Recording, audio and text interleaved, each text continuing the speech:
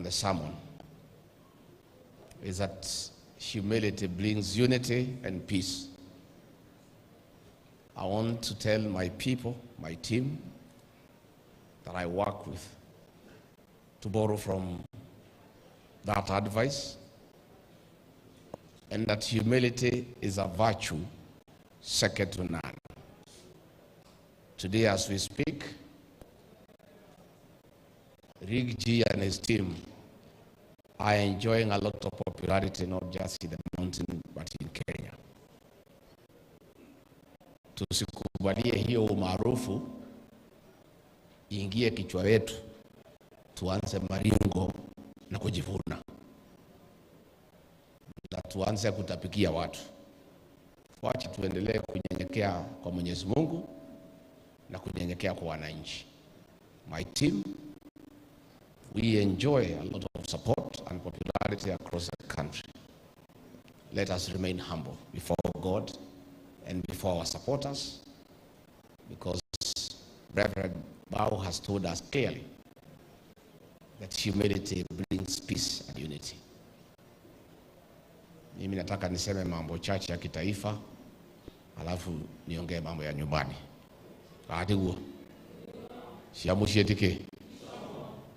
Let me first speak to the country, and then niseme mambo machache na lugha ya nyumbani. I saw Duale yesterday making a lot of noise, castigating retired President Uhuru Kenyatta and saying that President Uhuru Kenyatta humiliated William Ruto as deputy president. He made life difficult for him, and that Uhuru Kenyatta is the problem of Kenya. Duale, let me tell you, don't talk about humiliation and persecution of a deputy president. President Uhuru Kenyatta never paid members of parliament to impeach William Ruto as deputy president. President Uhuru Kenyatta never sent goons and police to beat and tear gas William Ruto as deputy president. He allowed him to serve his term. President Uhuru Kenyatta never stopped William Ruto from moving around the country. He was everywhere. In this mountain, he was here every week. And President Uhuru Kenyatta never stopped him. William Ruto has done the exact opposite. He has not only humiliated and persecuted his deputy, but paid MPs to remove him from office. He has followed him at home and organized goons and police to beat him up every weekend. He has even gone after his children, making sure that they are evicted from their business premises and they don't do business in Kenya. He has even sent his cronies to abuse his wife. So, Duale, don't go into that direction. The man you are trying to talk for, his record before the people of Kenya is terrible. He has behaved like an animal. Very, very brutal and extremely inhuman in the way he has treated his deputy, in office and out of office. I would like Duale, please concentrate on this monster called Shah that is not working. Leave Uhuru Kenyatta alone. Tell us.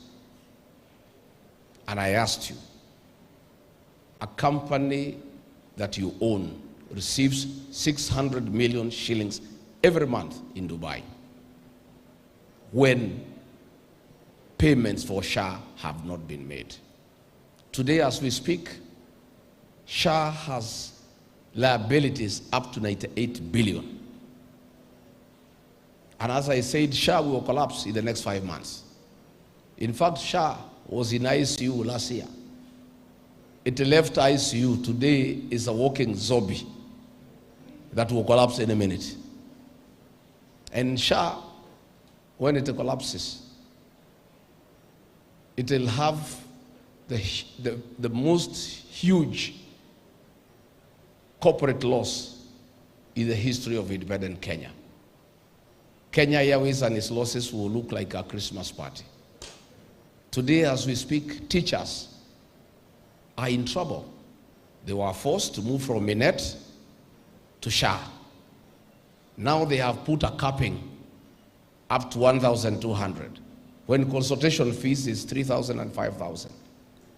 I want to ask the teachers of Kenya to demand from their leaders in Kupen and Nat, you must leave SHA, because if you don't, our teachers are in trouble. In the previous insurance scheme, the teachers had what is called last expenses. In the unfortunate event that a teacher passes on, we had the last expenses, burial expenses, the coffin, the hearse. In this SHA, Monster, there is nothing. The teachers are suffering. The teachers of Kenya must quickly tell their union leaders who have been compromised by the government to make an exit plan for them to leave SHA and go back to an insurance scheme that will take care of our teachers. Our teachers are very important. They must be fully insured, and we must make sure that they have proper medical attention if they get sick. Policemen have looked for me. They were covered by APA, a good insurance cover. Today they have been taken to SHA. They are in trouble. When their wives have to go for maternity, the teachers have to dig down in their pocket. The policemen.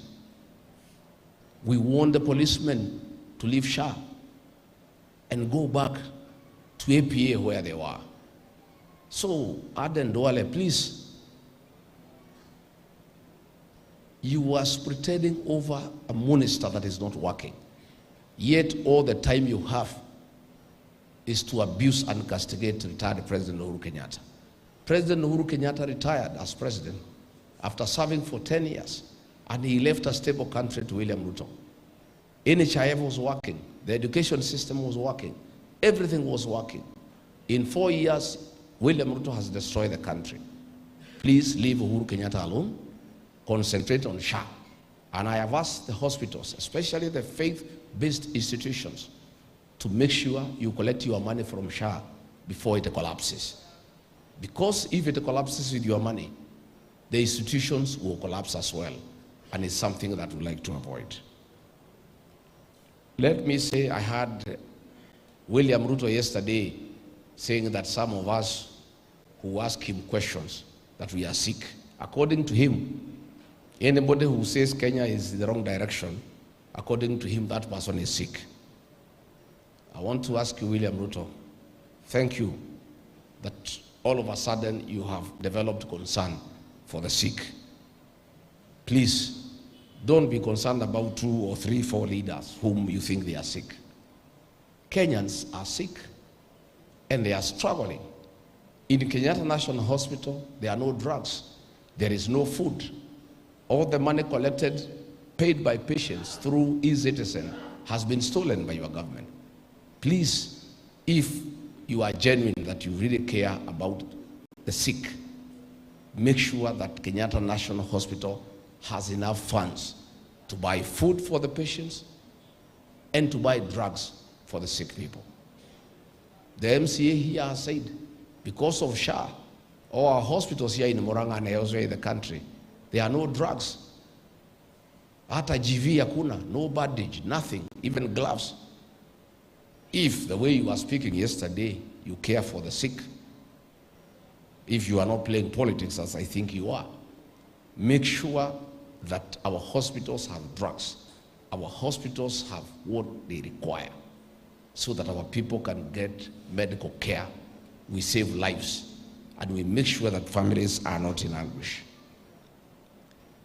It is true, you have increased prices of fuel by 40 shillings. You are purporting to reduce by 9 shillings. That cannot give any relief to the people of Kenya. And all this is happening because of conflicts of interest. The so-called G2G program is your program. Those are your companies.